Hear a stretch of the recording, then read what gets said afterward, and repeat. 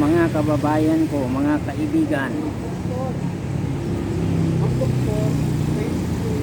binabati ko kayo ng magandang umaga ngayon.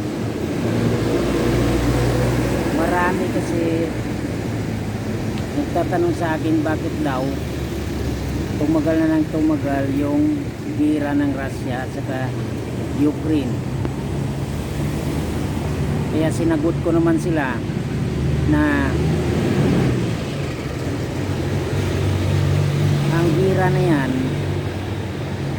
yan ang magbibigay ng talagang tunay na parang pagpuksa. Yan yung video natin ngayon. Ayan si President ng Russia na si Putin. Siya yung parang tools o kaya gamit ng tadhana para parusahan yung mga member ng NATO at saka yung mga malalaking bansa sa Europe. Kasama na dyan yung isang Western na Amerika. Kaya ang Russia ang magbibigay ng punishment yan sa mga ganid, mga mang-aagaw, mga sinungaling, mga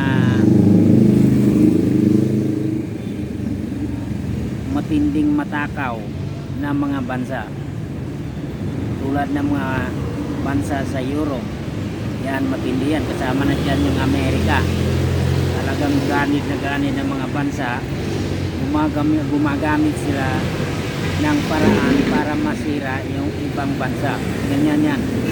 Kaya mga kaibigan, yan yung magiging gamit ng tadhana na si Putin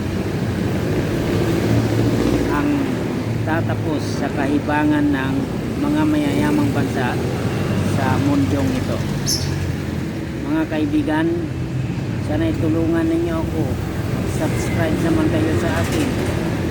Marami pa akong ipabalita sa inyo. Ngayon, nasa ilalim na tayo ng last days. Subscribe naman po kayo sa akin. Maraming salamat po sa inyo mga kaibigan, mga kakilala.